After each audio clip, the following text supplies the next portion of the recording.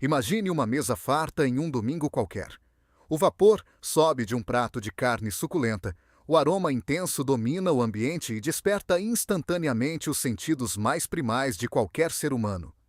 Agora, mude esse cenário bruscamente.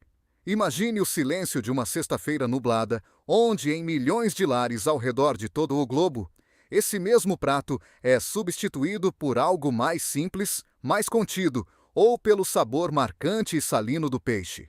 Este é o mistério da mesa vazia, um fenômeno sociocultural que paralisa indústrias inteiras e altera os hábitos de consumo de bilhões de pessoas há quase 2 milênios. Mas, afinal, por que fazemos isso? O que leva uma sociedade moderna, tecnológica e muitas vezes secular a curvar-se com tanto respeito diante de uma restrição alimentar tão específica e antiga?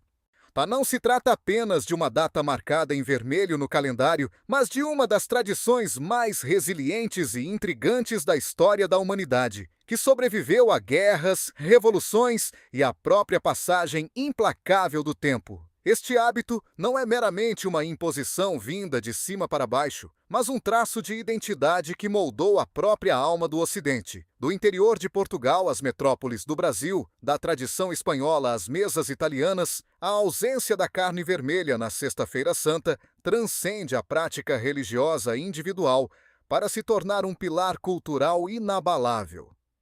É um momento único no ano em que o tempo parece desacelerar e a gastronomia mundial se adapta a um propósito que muitos seguem sem sequer questionar a origem.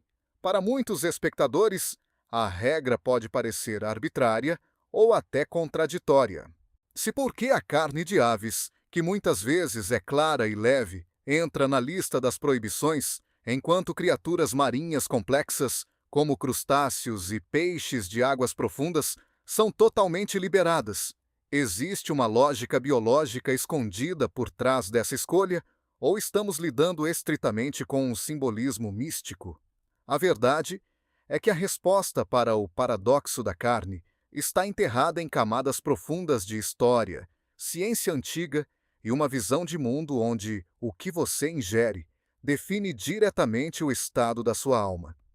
Muitas vezes, ouvimos que a proibição existe apenas para homenagear de forma simples o sacrifício de Cristo na cruz. Embora esse seja o coração espiritual da fé cristã, a mecânica da abstinência é muito mais profunda e fascinante do que um simples não pode. Na Idade Média, a distinção não era feita apenas entre espécies de animais, mas entre o que os pensadores da época chamavam de carne quente e carne fria. A carne vermelha, proveniente de animais terrestres de sangue quente, era vista como um combustível potente para as paixões mundanas. Acreditava-se que esse tipo de alimento aquecia excessivamente o sangue humano, incitando diretamente os desejos carnais, a agressividade e a luxúria. Em contraste, o peixe, sendo um habitante das águas gélidas e possuindo sangue frio, era considerado um alimento neutro e purificador, capaz de manter o espírito em um estado necessário de contemplação e calma absoluta. Essa visão da fisiologia humana ajudou a cimentar a ideia de que o jejum e a abstinência não eram apenas formas de passar fome, mas ferramentas sofisticadas de controle mental e espiritual. E há uma maneira de domesticar os instintos mais básicos para permitir que algo mais elevado pudesse florescer no interior de cada indivíduo.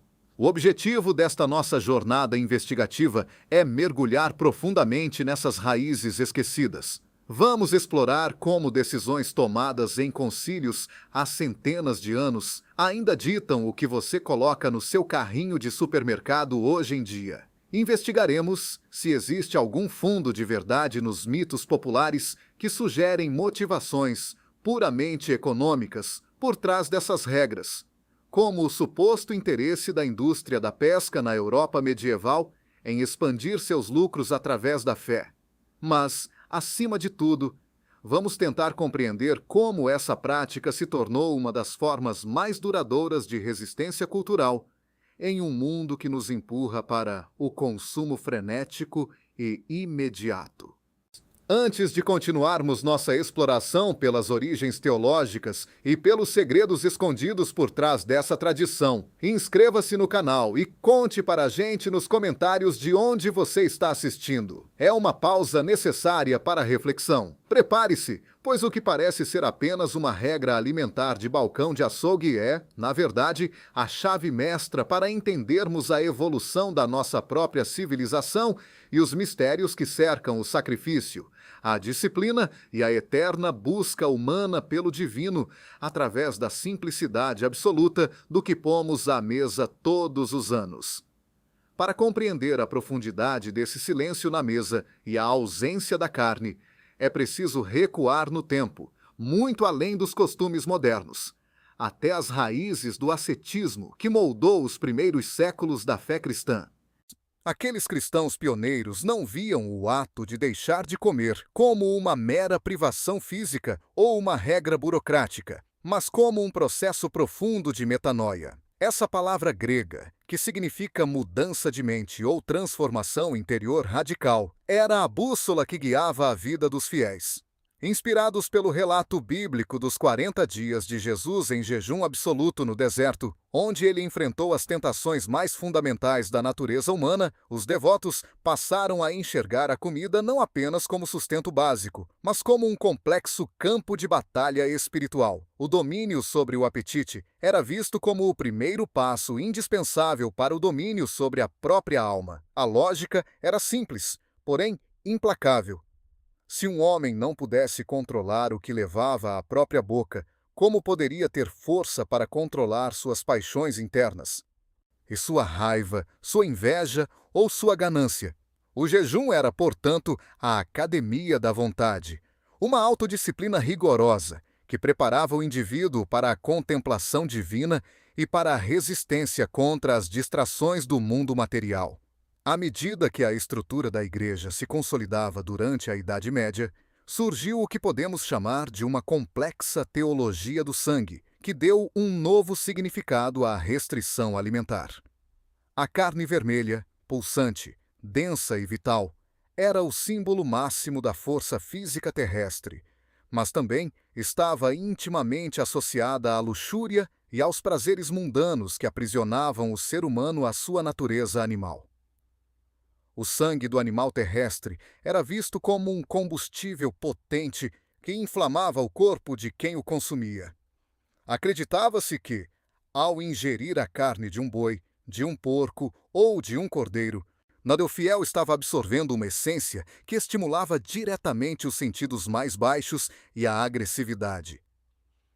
Em um dia dedicado a recordar o sacrifício supremo de Cristo na cruz, onde o sangue divino foi derramado pela redenção da humanidade, consumir a carne de outra criatura era visto como um ato de desrespeito espiritual e biológico. Era necessário um contraste absoluto entre a carne de prazer e a carne de sacrifício.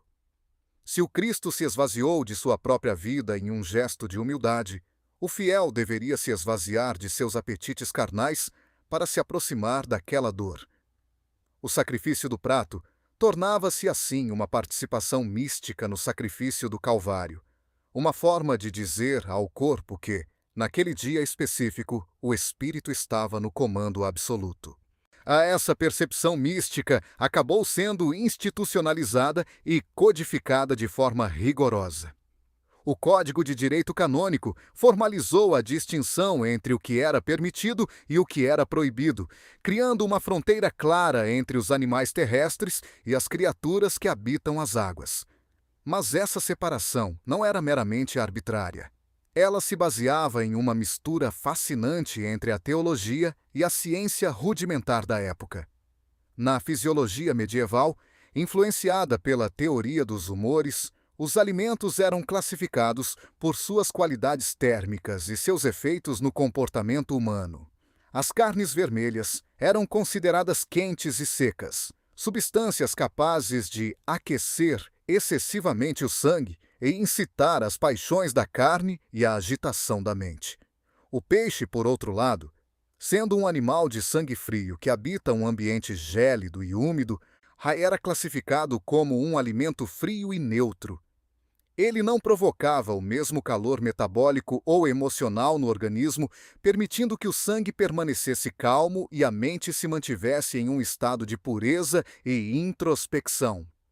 Comer peixe, portanto, não era apenas uma brecha técnica na lei religiosa, mas uma escolha fundamentada na crença de que certos alimentos ajudavam a manter a serenidade necessária para a oração e para o luto espiritual.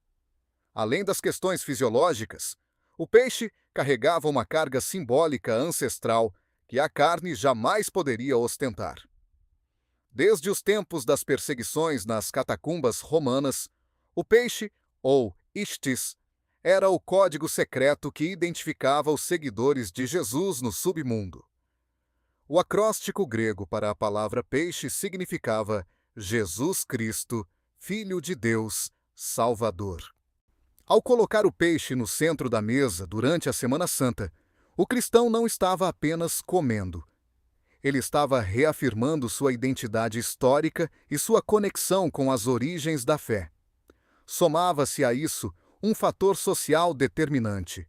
Na maior parte do mundo antigo e medieval, o peixe era o alimento das comunidades mais pobres, abundante e acessível, enquanto a carne de gado era o símbolo do privilégio dos nobres e dos banquetes festivos. Optar pelo peixe era um ato de solidariedade com os despossuídos e um retorno à simplicidade apostólica. Com o passar dos séculos, essa prática evoluiu de um jejum severo e restrito para a abstinência específica de carne que conhecemos hoje, transformando uma antiga forma de penitência em um pilar da herança cultural que alteraria para sempre a economia e a gastronomia de nações inteiras. Embora a motivação espiritual seja o pilar central desta tradição, não podemos ignorar as intrigantes lendas e teorias econômicas que cercam a mesa da Sexta-feira Santa. Uma das histórias mais persistentes, que atravessou séculos como uma teoria conspiratória, sugere que um antigo papa teria instituído a proibição da carne vermelha não por virtude religiosa, mas por um interesse puramente comercial.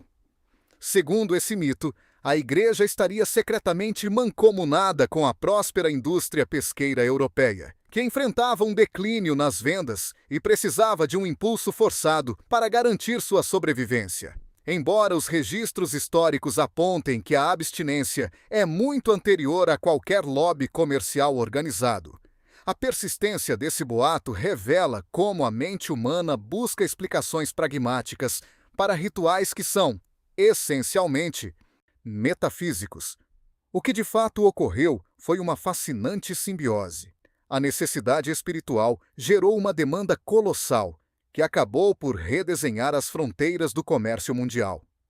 Essa união entre a fé e a necessidade logística deu origem a tesouros da gastronomia global, que hoje definem a identidade de nações inteiras. O caso mais emblemático é o do bacalhau. Como o peixe fresco era um artigo perecível e impossível de ser transportado para o interior das grandes massas de terra antes da refrigeração moderna, o processo de salga e secagem tornou-se a solução perfeita para que o fiel pudesse cumprir o preceito católico em qualquer lugar. O que começou como uma forma de penitência severa e um alimento de subsistência para os marinheiros, transformou-se em uma das heranças culturais mais ricas e sofisticadas de Portugal e do Brasil. E a restrição, em vez de empobrecer a mesa, forçou a criatividade humana a florescer.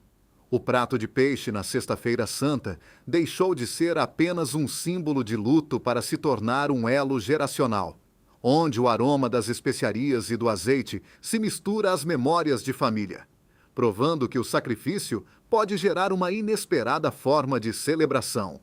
Entretanto, o narrador nos convida a uma reflexão mais profunda sobre a abstenção que vai além do conteúdo do prato.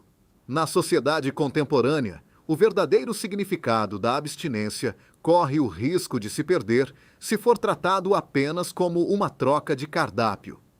Se o objetivo original era a prática da humildade e o domínio sobre os próprios excessos, substituir um bife simples por um banquete ostentoso de frutos do mar, caríssimos, acaba por esvaziar o propósito da data. A verdadeira abstinência moderna é um convite ao desapego material e à caridade. É um momento de silenciar o ego e olhar para as necessidades do próximo, transformando a renúncia física em uma oferta espiritual de paciência, compaixão e solidariedade. O ato de não comer carne serve como um lembrete biológico e constante de que o ser humano não é escravo de seus impulsos mais imediatos e que existe uma força superior capaz de governar os desejos da carne. Essa busca pelo controle do apetite como uma ferramenta de elevação espiritual não é uma exclusividade do mundo cristão. Ao observarmos o panorama das grandes religiões, percebemos que o jejum e a abstinência são linguagens universais da experiência humana. No Islã, o mês sagrado do Ramadã exige que os devotos se abstenham de alimento do nascer ao pôr do sol, e afocando na purificação da alma e na empatia profunda com aqueles que sofrem com a fome diária. No judaísmo, o Yom Kippur utiliza a privação total como um caminho necessário para o arrependimento sincero e a reconciliação com o divino. Em todas essas culturas, o controle sobre o que entra pela boca é o símbolo externo do controle sobre o que emana do coração. É o reconhecimento universal de que, para alcançar a clareza do espírito, é preciso, por vezes, silenciar o ruído constante do corpo. Ao concluirmos esta jornada pelas raízes da Sexta-feira Santa, percebemos que a tradição sobrevive não pela força de uma proibição arbitrária, mas pela profundidade do que ela representa. A ausência da carne na mesa é uma pausa deliberada em um mundo que nos empurra incessantemente para o consumo frenético e o prazer imediato. É um ato de resistência cultural e espiritual que nos obriga a parar, respirar e olhar para dentro. Na simplicidade daquele alimento que vem das águas reside o eco de milênios de história, de ritos de passagem e da eterna busca humana por algo que transcenda o materialismo puro. É um dia em que somos convidados a ser menos instinto e mais consciência. Agora, o narrador convida você a participar desta conversa. Como sua família vivencia essa tradição? Você sente que o sentido original do sacrifício ainda pulsa nos dias de hoje? Ou o hábito tornou-se apenas uma convenção social? Deixe sua reflexão nos comentários e compartilhe este vídeo com quem busca entender os mistérios em nossos hábitos. Até o próximo mistério.